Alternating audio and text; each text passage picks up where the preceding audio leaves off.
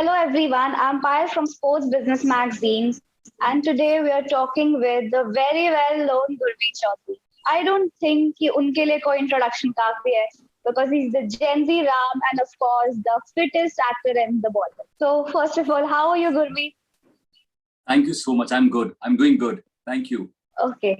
तो मेरा पहला question आपसे ये है कि I want to know about your journey from being the Gen Z Ram and then to becoming the fittest actress in the Bollywood. Well, Ramayana was my first show और मेरे दिमाग में हमेशा मैं राम जी का फैन था और मेरे दिमाग में हमेशा जब मैं छोटा था तो मुझे ऐसा लगता था कि राम जी वॉरियर राम है, क्योंकि हमने हमेशा जो फोटोज देखी हैं राम के तीर धनुष पकड़ के वॉर करते हुए और रावण को मारते हुए, तो मेरे दिमाग में हमेशा से ये था कि राम जी बॉडी बिल्डर होंगे, पावरफुल होंगे।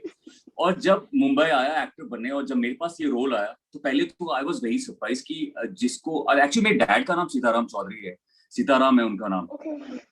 तो for me I was like ये मुझको मेरे पास ही राम आ गया। और जब मुझे मिला तो मेरे पास करीबन 6 महीने का वक्त था इस कैरेक्टर को बनाने के लिए, इस कैरेक्टर पे काम करने के लिए।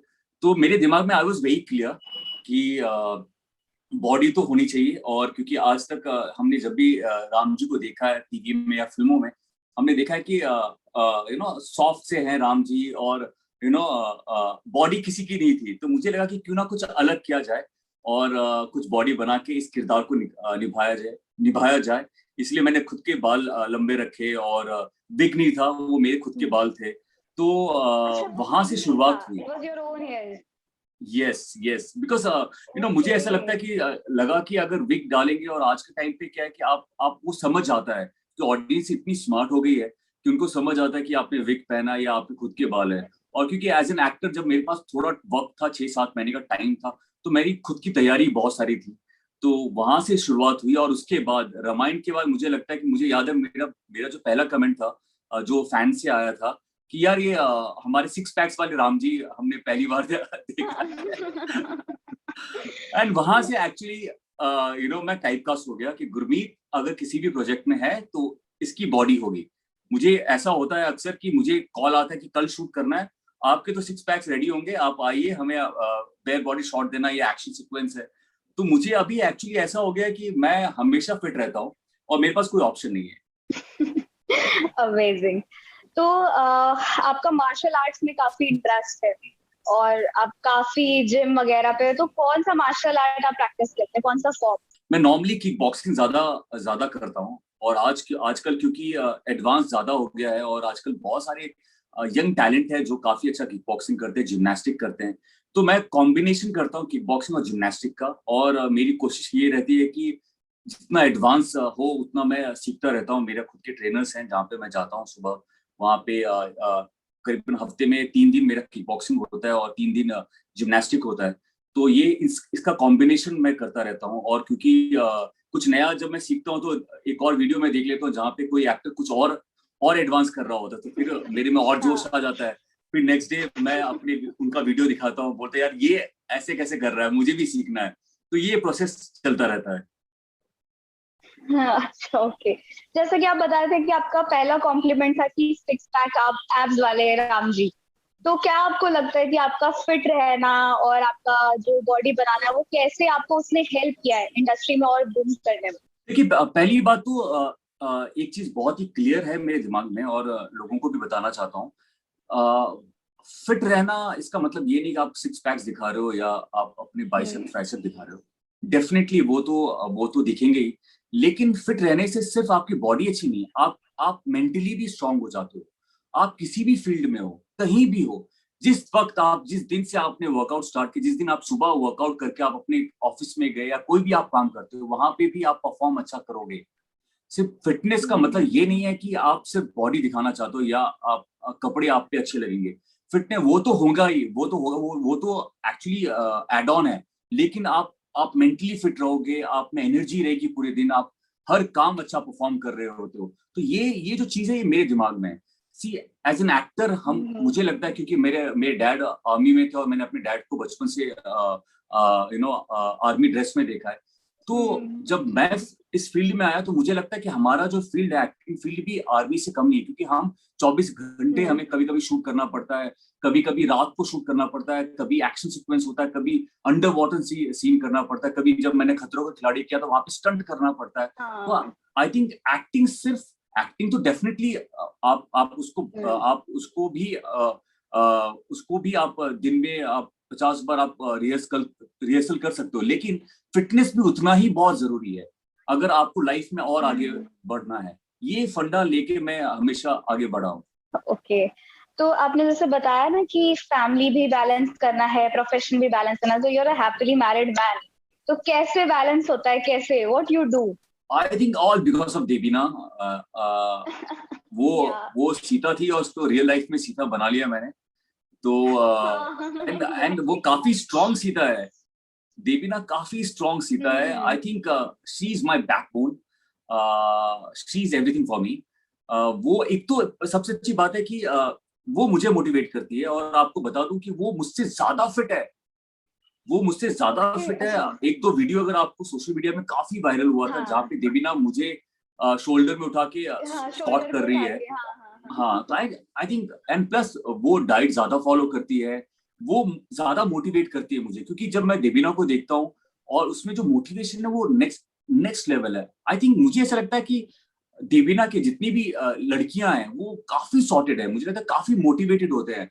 आप लोग मल्टीटास्किंग कर सकते हो, आप, मैं जब देवीना को देखता हूँ या बहुत सारी लड़कियों को देखता हूँ, वो घर का भी काम कर लेते हैं, ऑफिस का भी काम कर लेते हैं, 50 काम एक साथ हैंडल कर रहे होते हैं। हम लड़के अगर एक टाइम पे अगर फोन पे बात कर रहे होते हैं तो हम सिर्फ फोन पे ही हैं, मतलब हम उस वक्त पे वही एक काम कर रहे होते हैं, we can't do multitasking. I think Devina वो बहुत अच्छे से हैंडल करती है। अमेजिंग।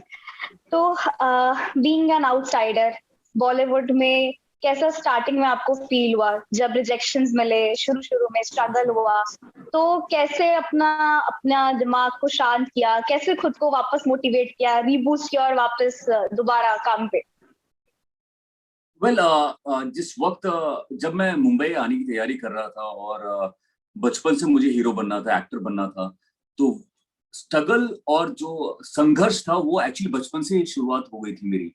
क्योंकि जब 10th का बोर्ड देते हो तो आपको अगर डॉक्टर बनना है तो आपको बायोलॉजी लेना है, अगर आपको इंजीनियर बनना है तो साइंस लेना है, मैथ्स लेना है, ये सारी चीजें होती हैं। लेकिन हीरो बनने के लिए हीरो अगर बनना है तो उसका कोई सब्जेक्ट नहीं था, और I was very clear, I was very sure कि मुझे बड़े होकर एक्टर बनना है। और जब 10th का बोर्ड दिया तो तब मुझे दिमाग में मेरी बात आई कि यार अब मैं बहुत सीरियस हूँ, मुझे करना क्या है। वहां पे मेरे पेरेंट्स ने मुझे बहुत सपोर्ट किया, एंड वहां से मैं मुंबई आ गया। तो मेरी जो जर्नी थी स्ट्रगल का वो बचपन से था, और जब मैं मुंबई आया तो डेफिनेटली यहाँ पे काफी हार्ड वर्क है। और क्योंकि मैं एक हम्बल फैमिली से था, इतने पैसे नहीं होते थे कि हम यहाँ पे ठीक से रह पाए या ठीक से स्ट्रगल कर पाए। आई मीन स्ट्रगल तो क्या, मैं ये बोल सकता हूँ कि हम बहुत सारे लड़के एक रूम में रहते थे और एक दूसरे से हेल्प करते थे। दूसरा एक दूसरे को, जब किसी को अच्छा पैसा मिलता था किसी प्रोजेक्ट से तो वो मुझे ही दे देता था कि गुरमीत 3 महीने तू संभाल ले, उसके बाद जब तेरे पास पैसे होंगे तो मुझे कुछ पैसे दे देना, मैं संभाल लूंगा। तो आई थिंक ये सारी चीजें होती रहती थी, बट मैंने उस प्रोसेस को काफी इंजॉय किया, क्योंकि मुझे ऐसा लगता है कि लाइफ में सब कुछ बहुत आसानी से नहीं मिलता है। लाइफ में सब कुछ बहुत स्मूथ और एक जैसा कभी नहीं होता है, ऊपर नीचे होता रहता है। तो आई थिंक उसको आप इंजॉय करना चाहिए, तो मैं बिल्कुल वैसे ही इंजॉय करता हूँ। और जब भी मुझे लगता है कि ये ठीक नहीं हुआ या कभी रिजेक्शन होता है तो मैं वहां से सीखता हूँ। मुझे लगता है कि ये एक लेसन है, यहाँ से अब नेक्स्ट टाइम वो चीज नहीं होनी चाहिए। तो ये एक स्ट्रगल है, लाइफ भर चलता रहता है। एक एक्टर का स्ट्रगल कभी खत्म नहीं होता है। एक एक्टर एक्चुअली एक्टिंग करना बहुत आसान है, आपको मैं बता दूं। एक मेकअप वाले मेकअप करके चले जाते हैं, हेयर वाले हेयर का काम कर लेते हैं, कॉस्ट्यूम का काम हो जाता है, डायलॉग्स का काम हो जाता है। आप बहुत इजीली, कैमरामैन आपको खूबसूरत दिखा देता है, आप बहुत आराम से परफॉर्म कर सकते हो। लेकिन सबसे डिफिकल्ट होता है कि आपको काम कैसे मिलना है। ये एक हर एक्टर की कहानी है। हर एक एक्टर के लिए सबसे बड़ा स्ट्रगल होता है कि नेक्स्ट काम क्या है, नेक्स्ट फिल्म कौन सी है। तो उसका स्ट्रगल वो जिंदगी भर बड़ा से बड़ा स्टार और छोटे से छोटा एक्टर कर सकते, वो करना पड़ता है। Great. So now coming on to your diet, आप जैसे कि आप भागलपुर से बिलोंग करते हैं, देवीना जो है वो बंगाल से है, तो खाने पीने को लेके हाउ यू कंट्रोल योरसेल्फ, क्योंकि लगता तो होगा कि नहीं अभी ये नहीं खाना वो नहीं खाना, how you control your taste buds? Well जब एक्टिंग की बात होती है, जब मैं किसी कैरेक्टर को के लिए तैयारी कर रहा होता हूँ, तब तो मोटिवेशन नेक्स्ट लेवल होता है। मैं मतलब फिर साल भर के लिए शायद मैं कुछ भी ना खाऊं, ना कार्ब्स ना शुगर, कुछ नहीं।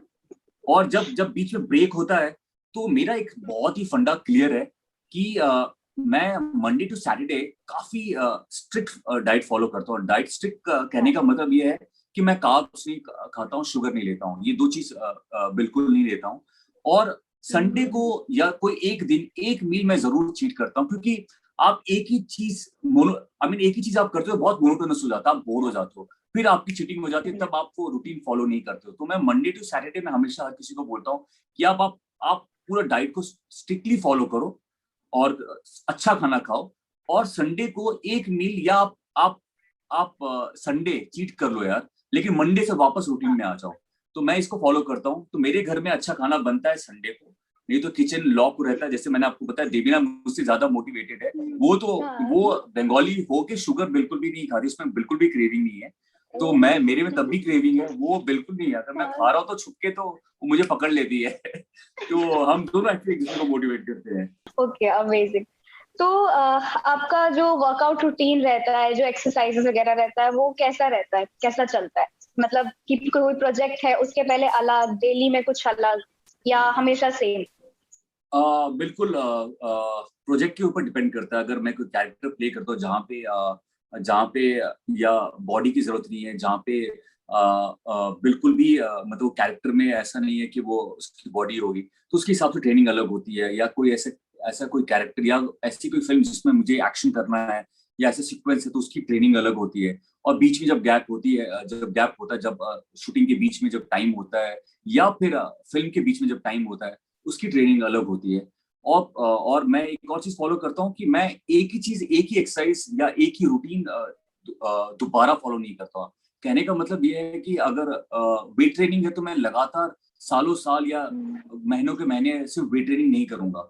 मैं एक महीना वेट ट्रेनिंग करूंगा, तो दूसरे महीने शायद मैं पूरा किक बॉक्सिंग करूंगा, और तीसरे महीने शायद मैं सिर्फ जिम्नास्टिक कर रहा होता, या चौथे महीने मैं सिर्फ डांस कर रहा होता। और मेरे जो टीचर हैं वो मेरे दोस्त हैं, तो उनका फोन आ जाता है और ट्रेनिंग हो जाती है। मेरे जो डांस टीचर है विक्रम, वो उसके साथ मेरा बहुत सारे वीडियोस आप देखोगे सोशल मीडिया पे, हम लोग डांस परफॉर्म कर रहे हो, सोशल मीडिया पे, इंस्टाग्राम पे पोस्ट कर रहे होते हैं। तो आई थिंक मैं रूटीन एक्सरसाइज चेंज करता रहता हूँ, ताकि वो बोरिंग ना लगे, वो लगे नहीं कि यार एक ही चीज मैं कर रहा होता हूँ। Okay, amazing. तो आपके आने वाले प्रोजेक्ट्स? वेल यस, काफी इंटरेस्टिंग है, क्योंकि अभी हाल ही में ये महीना काफी मुझे लगता है फेब और मार्च काफी मेरे लिए हैपनिंग रहा, काफी अच्छा रहा। मेरा गाना मजा वो काफी हिट रहा। बी प्राक का वो गाना काफी अभी भी काफी अच्छा चल रहा है। मेरी फिल्म द वाइफ Z5 पे रिलीज हो गई, और बैक टू बैक कुछ ना कुछ होता रहा। तो अब नेक्स्ट, क्योंकि अभी ये 2 महीने में इसमें पूरा बिजी था, तो अभी नेक्स्ट कुछ नरेशन चल रहे हैं, कुछ अच्छी चीजें आ रही हैं, कुछ अच्छी चीजें OTT पे है जो मैं करना चाहता हूँ। इनफैक्ट मैंने OTT पे अभी तक कुछ भी नहीं किया है। कोई अच्छा सीरीज की प्लानिंग चल रही है, तो उस पे बैठे हुए हैं। बहुत सारी चीजें बैक टू बैक चल रही हैं, तो आई होप कि सब कुछ अच्छा रहे। Okay, I also wish you luck कि सब अच्छा जाए। और एक आपके कोई यूनिक स्टाइल में कोई फिटनेस मैसेज हमारे ऑडियंस के लिए? वेल मैं सिर्फ ये कहना चाहूंगा कि आपके पूरे दिन में 24 घंटे होते हैं, और अगर 24 घंटे में आप अपने लिए सिर्फ आधा घंटा आप अपने लिए नहीं दे सकते, तो आप जिंदगी में कुछ भी नहीं कर सकते हो। क्योंकि फिटनेस, जैसे मैंने कहा, कि सिर्फ बॉडी बनाना या दिखाना नहीं है। फिटनेस से आप मेंटली भी फिट रहोगे, और आप अपने लिए अगर आप आधा घंटा निकालते हो, तो आप अपने कोई भी काम में आप हमेशा आप सक्सेसफुल रहोगे, ये मेरी गारंटी है। तो आधा घंटा आप जरूर अपने लिए निकालिए। Amazing, amazing. Thank you so much for joining in us today. Thank you very much.